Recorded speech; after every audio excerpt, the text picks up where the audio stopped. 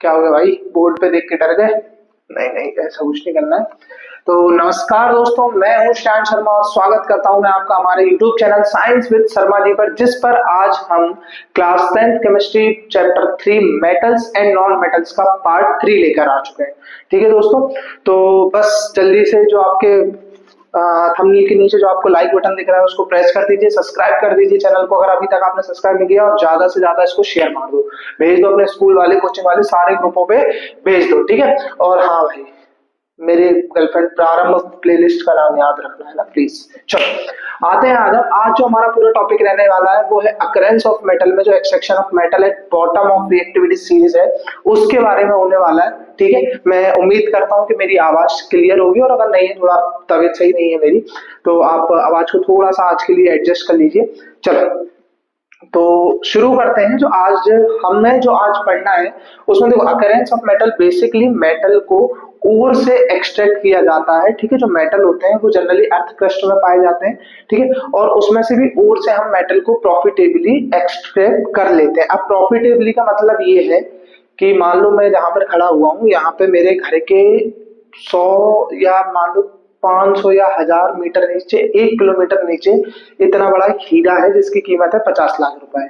ठीक है, अब मैं इतनी ज्यादा मशीनरी लेके आऊंगा, इस घर को तोड़ूंगा, फिर इसके नीचे गड्ढा करूंगा और उसमें से मैं हीरा निकालूंगा। कितने रुपए का? 50 लाख रुपए का। और मैंने इन्वेस्टमेंट कितने का कर दिया? 50 करोड़ रुपए का। तो क्या मतलब है भाई? तो और उस चीज को कहते हैं जहां से हम मेटल को प्रॉफिटेबली एक्सट्रैक्ट कर सकते हैं, निकाल सकते हैं। ठीक है, तो बेसिकली सबसे पहले जिनका हम बात करते हैं वो है bottom of reactivity series. Series का मतलब रिएक्टिविटी सीरीज होता है। तो आपने देखा था बॉटम में कौन कौन आते हैं भाई? एक तो हाइड्रोजन के नीचे मर्क्यूरी आता है और एक कॉपर आता है। ऐसी जो ओर रहते हैं, ऐसे जो ओर्स रहते हैं, उनको जब आप सिंपली हीट कर देते हैं तो आपको मेटल मिल जाता है। अब सुनो, सिल्ने बार HgS फॉर्मूला होता है इसका, और ये मर्क्यूरी की ओर है। किसकी ओर है? ये मर्क्यूरी की। ठीक है, मर्क्यूरी। ठीक है, कॉपर ग्लैंस Cu2S, ये किसकी ओर है बेटा? ये कॉपर की ओर है। अब इसमें बेसिकली हो क्या रहा है? इसमें ये हो रहा है कि जो HgS है उसको आप सिंपली एयर के प्रेजेंस में हीट कर दो तो आपको क्या मिल जाएगा? HgO मिल जाएगा। क्या मिल जाएगा आपको? Hg, पक्का Hg, सॉरी एक HgO ही मिलेगा या और कुछ मिलेगा? HgO मिल जाएगा। ठीक है, अब ये S बचा, ये O2 बचा, तो यहाँ पे लगा दो SO2। बैलेंस करना है कुछ? हाँ भाई, बहुत कुछ बैलेंस करना है। क्या बैलेंस करना है? तो बताओ जल्दी, फटाफट बताओ कैसे बैलेंस होगा। यहाँ पे एक ऑक्सीजन, यहाँ पे 2 ऑक्सीजन, टोटल ऑक्सीजन 3। अगर मैं नहीं, आप बताओ, मैं क्यों बताऊंगा कुछ? मैं तो नहीं पागल, मेरे को थोड़ी आता है कुछ। आप बताओ जल्दी फटाफट से कि HgS प्लस O2 में आप ऐसे कैसे बैलेंस करोगे इसे? जल्दी से बताओ। चलो भाई, नहीं पता तो फिर मैं ट्राई करता हूँ। अगर मैं यहाँ 2 लगा देता हूँ तो यहाँ भी 2 लगाना पड़ेगा। ठीक है, तो ये हो गया 2 सल्फर और 2 सल्फर है, तो यहाँ भी 2, तो 2 दूनी 4 और 2 6, तो यहाँ लगा दिया 3। तुमसे ज्यादा इंटेलिजेंट होगा तो चलो। ठीक है, तो सिंपली आपने क्या करा? सिल्नेवार को ऑक्सीजन के प्रेजेंट में हीट कर दिया तो वो मर्क्यूरिक ऑक्साइड में कन्वर्ट हो गया। किस में कन्वर्ट हो गया बेटा? ये मर्क्यूरिक ऑक्साइड में कन्वर्ट हो गया। ठीक है, चलो, और ये क्या था? ये मर्क्यूरिक सल्फाइड था। ठीक है, तो याद रख लेना मर्क्यूरिक सल्फाइड था। अब ये जो मर्क्यूरिक, हमें तो प्योर मेटल चाहिए, हमें HgO थोड़ी चाहिए, तो ये जो मर्क्यूरिक ऑक्साइड है इसको फिर से मैं रिड्यूस कर दूंगा। रिड्यूस को दूसरी भाषा में समझो, in the absence of oxygen heat कर रहा हूं मैं से। ठीक है, in the absence of oxygen heat कर दे रहा हूं, तो अब ये किस में कन्वर्ट हो जाएगा? Hg में प्लस O2 में, और ये Hg जो है यही आपका प्योर मेटल है जिसका नाम होता है मर्क्यूरी। यहां तक की सारी चीजें आपको उम्मीद करता हूं कि क्लियर होंगी। इसको भी बैलेंस कर लो भाई, एक सेकेंड मारकर, ये 2 और ये 2, बाकी सारी चीजें बैलेंस्ड है। ठीक है, अब आते हैं अपन कॉपर ग्लैंस पे। तो कॉपर ग्लैंस भाई Cu2S इसका फॉर्मूला होता है। इसको भी जब आप ऑक्सीजन की प्रेजेंस में हीट करते हैं तो ये बना लेता है copper oxide plus SO2 gas निकलेगी। बोलो हाँ भैया, तो निकाल दी। चल, यहाँ तक की सारी चीजें क्लियर आपको? यहाँ तक तो कुछ ऐसे होगा नहीं जो आपको समझ नहीं आ रहा होगा। कॉपर की वैलेंसी 2 होती है। चल ये तो ठीक है, सारी चीजें क्लियर है। बैलेंस करना है क्या इसको? जल्दी से बताओ, बैलेंस करोगे क्या इसको? कैसे बैलेंस करोगे अगर करना भी होगा तो? अरे भाई देखो, थोड़ा बहुत ऊपर वाले से मिलते जुलते ही लग रहा है, तो कैसे बैलेंस करोगे? यहाँ 2 कॉपर, यहाँ 2 कॉपर, कॉपर बैलेंस है। एक सल्फर, एक सल्फर, सल्फर, ऑक्सीजन दीदी, ऑक्सीजन दीदी नहीं, ऑक्सीजन बुआ है ना, काम खराब कर रखा है, 2 और इधर 3, मतलब कि अगर मैं यहाँ 2 से शुरू करूं और यहाँ 2 लगा दूं तो 2 दूनी 4 और 1 5, 5 तो कर नहीं सकता, तो मुझे यहाँ भी 2 लगाना पड़ेगा। अब हो गए मेरे पास 6 ऑक्सीजन और 6 ऑक्सीजन बना लेती है, मैं 3 लगा देता हूँ।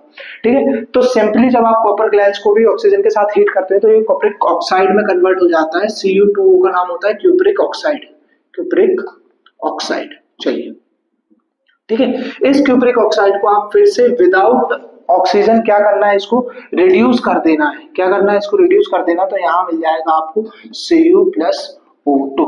यहाँ पे आपको क्या मिल जाएगा, Cu+O2, जहां पर की जो आपका Cu है वो आपका रिक्वायर्ड मेटल है जिसकी आपको रिक्वायरमेंट होती है। अगर आप ऐसा नहीं कर सकते हो तो ये जो CuO है, ये जो Cu2O है, इसको आप वापस से Cu2S के साथ हीट कर दो। ठीक है, वापस से किसके साथ हीट करोगे, Cu2S के साथ, तो आपको कॉपर भी मिल जाएगा प्लस SO2 को बाहर निकल जाने दो, क्या समस्या है। दोनों में से आप कोई सी भी एक रिएक्शन लिख सकते हो, और अगर बोर्ड एग्जाम में ले रहे हो तो मैं प्रेफर करता हूँ ये वाली रिएक्शन लिखने को। क्यों भाई, कॉपर ऑक्साइड बना, उसमें मैंने और Cu2S और कॉपर ग्लैंड्स मिला दिया, तो इसको ऑक्सीजन के प्रेजेंस में ये हीट भी हो जाएगा और मुझे प्योर मेटल मिल जाएगा, सल्फर डाइऑक्साइड गैस बाहर निकल जाएगी। इसको बैलेंस कैसे करें, मैं एक सेकंड इसको हटा ही देता हूँ, आप कंफ्यूज मत हो ना। आप चाहो तो आप ये वाली रिएक्शन, लेकिन बेसिकली ये वाली रिएक्शन आप ज्यादा प्रेफर कर सकते हो। ठीक है, इसको बैलेंस कैसे करोगे आप, जल्दी से बताओ भाई, कैसे बैलेंस होगा ये। ऐसे बैलेंस हो जाएगा ये कि अगर मैं यहाँ 2 लगा देता हूँ तो 2 2 4 और 2 6, बस हो गया बैलेंस, और क्या बैलेंस करना है। चलो फटाफट से नोट डाउन करो, आगे बढ़ते हैं। चलिए, तो अब जो हम रिएक्शन पढ़ने वाले हैं वो पढ़ने वाले हैं एक्सट्रैक्शन ऑफ मेटल। बॉटम की जगह आ गया है middle of reactivity series. Bottom के बारे में आपने देख लिया, एक होता है सिल्ने बार, एक होता है कॉपर ग्लैंड्स। कॉपर ग्लैंड्स का फॉर्मूला Cu2S, सिल्ने बार का फॉर्मूला HgS। ठीक है, सिंपल ऑक्सीजन के प्रेजेंस में हीट कर दो, फिर ऑक्सीजन के एब्सेंस में रिड्यूस कर दो। अब बेसिकली जो मिडिल रिएक्टिविटी सीरीज में जो मेटल आता है, जैसे कि जिंक, यहाँ पर अपने पास एग्जांपल है, जिंक की सल्फाइड और भी मिलती है जिसका नाम होता है जिंक सल्फाइड, ZnS हो गया, और जिंक की कार्बोनेट और भी मिलती है जिसका फॉर्मूला होता है ZnCO3, जिंक कार्बोनेट। ठीक है दोस्तों, दोनों ओर में प्रेजेंट होता है। अब भाई इसका क्या करें, तो इसके लिए 2 अलग अलग प्रोसेस आती हैं। पहली प्रोसेस का नाम होता है रोस्टिंग और दूसरी प्रोसेस का नाम होता है कैल्सिनेशन। क्या नाम होता है दूसरी प्रोसेस का, कैल्सिनेशन। पहले तो आप रोस्टिंग की डेफिनेशन लिख लीजिए, the process in which sulphide ore of metal is heated in the presence of oxygen. Sulfide ore of metal is heated in the presence of oxygen to get metal oxide. ठीक है, ये roasting की definition होगी। अब roasting को समझ लीजिए, zinc sulphide नाम का एक और मिला आपको, ठीक है, उसको आपने ऑक्सीजन के प्रेजेंस में हीट किया तो आपको मिल गया, अरे भाई ये वाला जेड बनाना सीख गया। एक मैडम थी इंग्लिश वाली, उनका काफी इफेक्ट रहा है मेरे ऊपर। ठीक है, चलो कोई कुछ नहीं कहेगा। SO2, ठीक है, तो ZnO2 sorry ZnO plus SO2 ये मिल गया आपको। यहाँ तक कोई समस्या नहीं, समस्या है भाई, अभी बैलेंसिंग बची हुई। ब्लैक मार्कर कहाँ गया, बैलेंसिंग और कर दो इसकी। बैलेंसिंग कैसे करोगे, अरे ये तो वही है यार, लो 3 2 तो आपने एक चीज देखी, आपने जब वो वाला अभी इससे पहले जब बॉटम ऑफ रिएक्टिविटी सीरीज, वहां पर भी बैलेंसिंग यही चल रही थी, 2 3 2 2, और उन दोनों में हुई थी, और इसमें भी यही हुई 2 3 2 2 ना। अच्छा, एक पैटर्न निकल के आ रहा है बैलेंसिंग का। चलो, तो ये हो गया रोस्टिंग के बारे में। अब अपन बात करते हैं कैल्सिनेशन की। जहां पर C वर्ड आ जाएगा वहां पर कार्बोनेट ओर लेनी है, मतलब कि जिंक कार्बोनेट। कौन सी ओर लेनी है यहाँ पे, जिंक कार्बोनेट। अब देखिए बेसिकली कैल्सिनेशन की आप डेफिनेशन क्या लिखेंगे कि a reaction of extracting metal oxide from heating its carbonate ore या फिर metal carbonate ore in absence of oxygen. यहाँ का इंपॉर्टेंट पॉइंट क्या है, तो यहाँ का इंपॉर्टेंट पॉइंट है भाई in presence of oxygen, in presence of oxygen या एयर, जो भी आप एक चीज लिखना चाहें लिख सकते हैं। बेसिकली एयर बोलते हैं लेकिन ऑक्सीजन भी सही रहेगा, ठीक है। और यहाँ पर एब्सेंस ऑफ ऑक्सीजन, ठीक है दोस्तों, ये दोनों चीजें आपको याद रखनी है। अब एब्सेंस ऑफ ऑक्सीजन में हीट क्यों कर रहा है, क्योंकि देखो यहाँ पहले से ऑक्सीजन प्रेजेंट नहीं था, लेकिन यहाँ पहले से ऑक्सीजन प्रेजेंट है, तो इसको आप जैसे ही हीट करोगे तो ये बना देगा ZnO प्लस CO2। फटाफट से बैलेंस करो, एक जिंक कार्बन 2 3, बैलेंस है भाई, पहले से बैलेंस है। चलो ठीक है, कोई समस्या नहीं, लिख लो फटाफट से रोस्टिंग क्या होती है और कैल्सिनेशन क्या होता है, कोई समस्या नहीं है इसमें।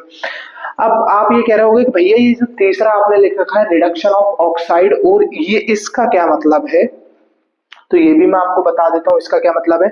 इसका ये मतलब है कि यहां से भी आपको मिल गया जिंक ऑक्साइड और यहां से भी आपको मिल गया जिंक ऑक्साइड। क्या मिल गया, ये जिंक ऑक्साइड, ठीक है। अपन को चाहिए प्योर मेटल, जिंक ऑक्साइड तो चाहिए नहीं, तो प्योर मेटल को निकालने के लिए इस रिडक्शन ऑफ ऑक्साइड और में आप एक थ्योरी लिख देंगे थोड़ी सी कि when we heat this metal oxide और with a reducing agent like coke, ठीक है, कोक मतलब सी कोल का एक फॉर्म होता है, तो जब मैं इस Z&O को कोक के साथ रिड्यूस करवा दूंगा, क्या करवा दूंगा मैं, रिड्यूस करवा दूंगा, तो यहाँ शायद मुझे बताने की जरूरत नहीं होगी कि क्या बनेगा, फटाफट से बताओ क्या बनेगा। अरे गधों, जिंक बन जाएगा प्लस Cu कॉपर कह रहा हूँ भाई, carbon monoxide, carbon mono oxide, ये वही गैस है जो आपकी गाड़ियों में से धुआं निकलता है जिसकी वजह से पॉल्यूशन होता है। और ये रहा जिंक मेरा प्योर मेटल और ये था जिंक ऑक्साइड, जिंक ऑक्साइड और ये था कोक, क्या था ये भाई, ये थी कोक, ठीक है, कोक कोको कोला नहीं है ना, कोक कोको कोला कुछ भी कहते रहते हो। चलो फटाफट से नोट डाउन करो इसको, ये पूरी रिएक्शन हो गई यहाँ पे रिडक्शन ऑफ और वगैरह की। ये वो एक्सेक्शन था जो मेटल्स मिडिल रिएक्टिविटी सीरीज में आते हैं। एग्जांपल आपने जिंक का लेकर, जल्दी से फटाफट से इसको नोट डाउन कर लो, सॉरी। चलिए, तो अब ये अकरेंस ऑफ मेटल में एक छोटा सा टॉपिक आ जाता है थर्माइट रिएक्शन करके। ये सीबीएसई का फेवरेट टॉपिक बना हुआ है, काफी समय से सीबीएसई इस पर से क्वेश्चन उठाता है। देखो बच्चों, मैं पहले तो मैं एक चीज कंफर्म कर देता हूँ, थर्माइट रिएक्शन अलग चीज है और थर्माइट वेल्डिंग थर्माइट रिएक्शन का एक एग्जांपल है। मैं दोनों चीजें समझा दे रहा हूँ, ठीक है। थर्माइट रिएक्शन क्या होती है, आप इसकी डेफिनेशन लिख लो कि the reaction of metal oxide with aluminium powder, ठीक है, और एल्यूमिनियम पाउडर के ब्रैकेट में डाल देना रिड्यूसिंग एजेंट, ठीक है। तो मैं फिर से डेफिनेशन बोल रहा हूँ, the reaction of metal oxide with aluminium powder to produce pure metal is known as thermite reaction. Full stop लगा के आगे कंटिन्यू कर देना, it is very exothermic reaction, ठीक है, हाईली एक्सोथर्मिक रिएक्शन होती है ये। तो कोई भी एक मेटल ऑक्साइड हो, मेटल ऑक्साइड हो, ठीक है, अच्छी बात है। इसके रिएक्शन जब आप एल्यूमिनियम पाउडर मतलब सॉलिड के साथ करते हो तो यहाँ पर आपको प्योर मेटल मिल जाता है और आपको यहाँ पर Al2O3 मिल जाता है, एल्यूमिनियम ऑक्साइड, ठीक है। तो इस प्योर मेटल को बनाने के लिए जो रिएक्शन की जाती है उस रिएक्शन का नाम होता है थर्माइट रिएक्शन। अब इसका एक एग्जाम्पल है जिसको भी सीबीएसई डायरेक्ट एग्जाम्पल को ही पूछ लेता है, उसका नाम आता है थर्माइट वेल्डिंग। क्या नाम आता है दोस्तों इसका, थर्माइट वेल्डिंग।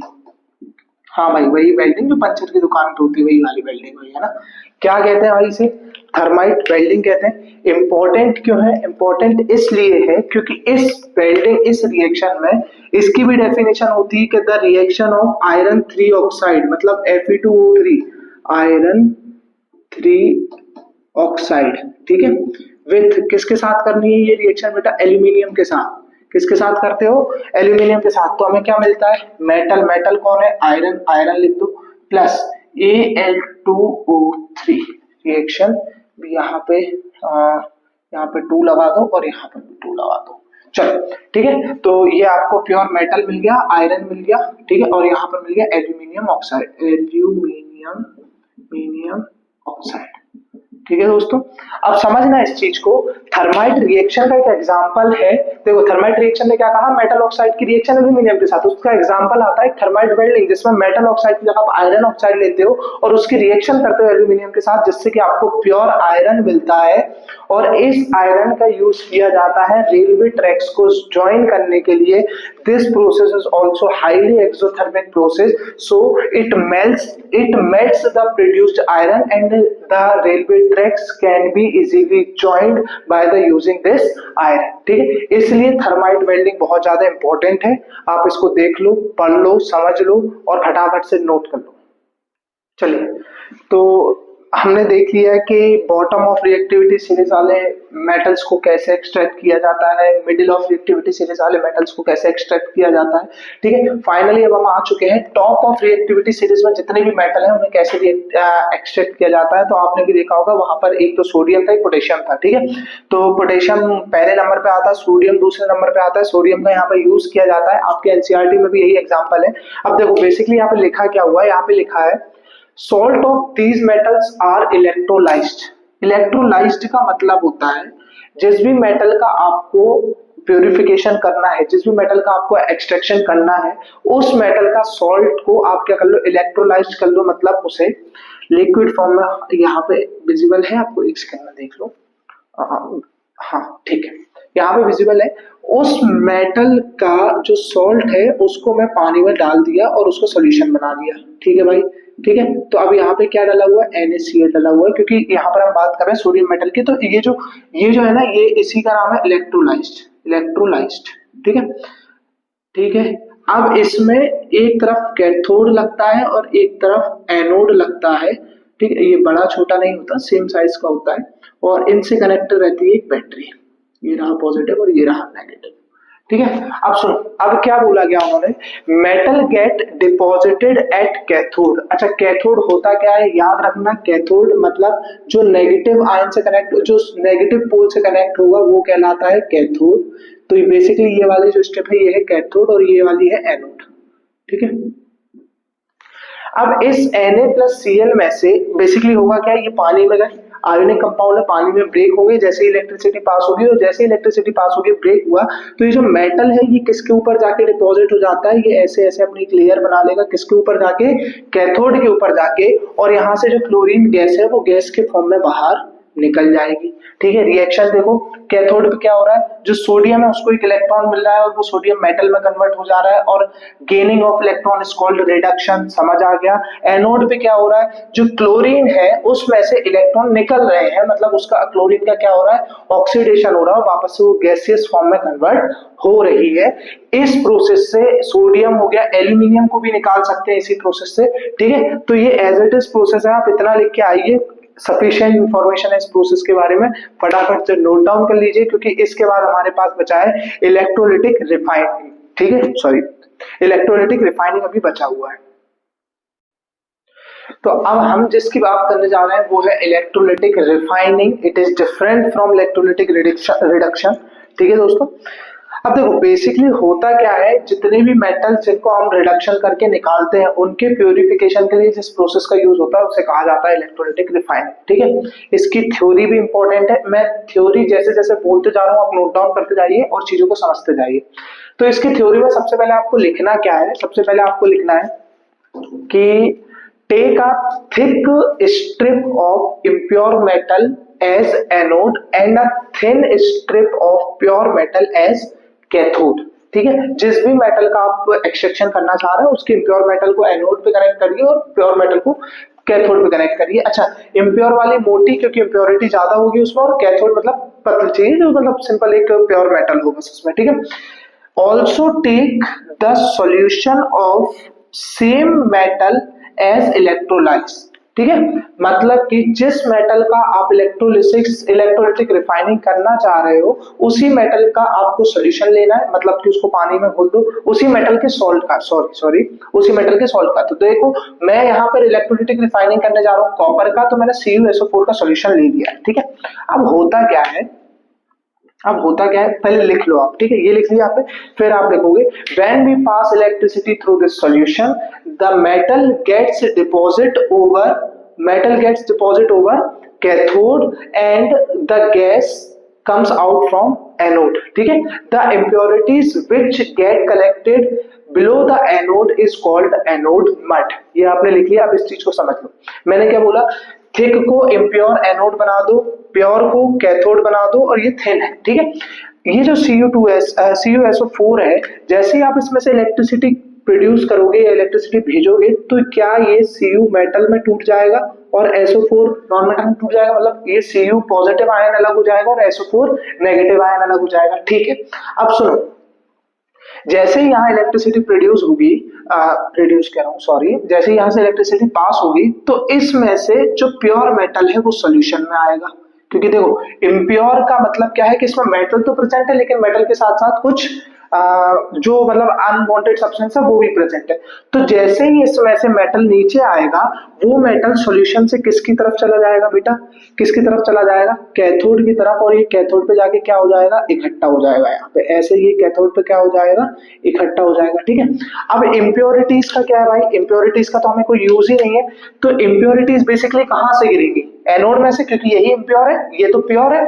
तो ये जो इम्प्योरिटीज रहती हैं ये एनोड में से नीचे गिरेंगी और यहाँ इकट्ठी होती जाएंगी। क्या होती जाएंगी, यहीं पे एक ही जगह पे यहाँ पर इकट्ठी होती जाएंगी, और इसे कहा जाता है एनोड मड। क्या कहा जाता है इसे, anode mud. Basically anode positive ion से कनेक्टेड रहता है, इम्प्योर मेटल का रहता है। कैथोड नेगेटिव आयन से कनेक्टेड रहता है, प्योर मेटल का रहता है। इम्प्योर वाला थिक रहेगा, प्योर वाला थिन रहेगा। और जैसे ही तो यहाँ पर ये जो CO2, ये जो कॉपर है, इसके ऊपर कलेक्ट होता जा रहा है। जैसे ही आप इसकी इलेक्ट्रिसिटी को बंद करके किस को बाहर निकालेंगे, तो उसकी सरफेस के ऊपर जो मेटल कनेक्ट होगा वो आपका प्योर मेटल होगा। चीजें आपको समझ में आई, ठीक है। ये पूरी प्रोसेस रहती है इलेक्ट्रोलिटिक रिफाइनिंग की। अगर आपको थ्योरी समझ ना आई हो तो आप थ्योरी आपके स्कूल में जो डायरेक्टेड की गई हो, आप उस थ्योरी का भी यूज कर सकते हैं। इसके बाद हमारे जो टॉपिक बचते हैं, एक वो है अलॉय का। तो अलॉय में बेसिकली आपको पढ़ा चुका हूँ, इसलिए मैं बार बार नहीं पढ़ा रहा हूँ। ठीक है, क्या होता है अलॉय, जब एक मेटल नॉन मेटल या फिर मेटल मेटल का जब साथ में कॉम्बिनेशन करके एक नया प्रोडक्ट बनाया जाता है, उन्हें अलॉय कहते हैं। बेसिकली ये उनकी प्रॉपर्टीज को इनहेंस करने के लिए किया जाता है। उनके melting point, boiling point, electrical conductivity, इन सबको बढ़ा देता है। सीबीएसई बोर्ड एम के हिसाब से आप क्या कर लीजिए, आप 2 से 3 अलॉय जो आपके सिलेबस में हो उनका नाम याद कर लीजिएगा। कोरोजन क्या होता है ये भी मैं आपको फर्स्ट चैप्टर में पढ़ा चुका हूँ, इसलिए अब मैं उन सारी चीजों को रिपीट नहीं कर रहा हूँ। तो बेसिकली यहाँ तक जो था वो हमारा चैप्टर 3 केमिस्ट्री का मेटल्स एंड नॉन मेटल्स पूरी तरीके से कंप्लीट हो चुका है। और मैं आशा करता हूँ कि आप तो ने वीडियो को लाइक कर दिया होगा, पिछले आधे घंटे से आप पूरा वीडियो देख रहे हैं। ठीक है, तो चैनल को सब्सक्राइब कीजिए, शेयर कीजिए और बिल्कुल धमाका मचा दीजिए। आराम से पढ़ाई कीजिए अपनी, और सभी को हैप्पी दिवाली। आशा करता हूँ ये चैप्टर आप कंप्लीट कर लें। और अब अगला वीडियो जो आपको मिलेगा वो शायद 5 नवंबर को मिलेगा, क्योंकि दिवाली है तो अब मैं भी बिजी रहूंगा। 5 दिन की आपकी भी छुट्टी और मेरी भी छुट्टी। ठीक है, शॉर्ट्स में आपको अवेलेबल करवाता रहूंगा। बाकी और किसी प्रकार की समस्या हो तो आप बिल्कुल कमेंट कर सकते हैं। और अगला chapter magnetic effect of electric current आपके साथ 5 नवंबर को मैं आपके सामने लेकर आऊंगा। तब तक के लिए आप सभी लोग स्वस्थ रहें, सुरक्षित रहें, और प्रारंभ प्लेलिस्ट को अपना प्यार देते रहें, कमेंट करते रहें, सब्सक्राइब करते रहें चैनल को। ठीक है दोस्तों, कोई समस्या आपको इसमें नहीं होनी चाहिए। भाई क्या है, एक ऐसा बटन आता है, वो ऐसा ऐसा कुछ करके आता है, बनाना भी नहीं आता भाई। क्या ऐसा शेयर वाला ऐसा लिखा रहता है, शेयर, खट्ट से उसको शेयर कर दो, बात खत्म। और कुछ नहीं करना आपको। ठीक है, मेरी मेहनत भी सफल हो जाएगी और आप तो पढ़ ही रहे हो, तो आपको तो कुछ करना ही नहीं। चलिए, तो ध्यान रखें अपना। जब तक के लिए धन्यवाद। हैप्पी दिवाली सभी को। त्योहार अच्छे से मनाएं। लक्ष्मी माता की कृपा आप पर बनी रहे और थोड़ी आपसे ज्यादा मुझ पर बनी रहे। ठीक है, चलो बाय बाय, जय हिंद।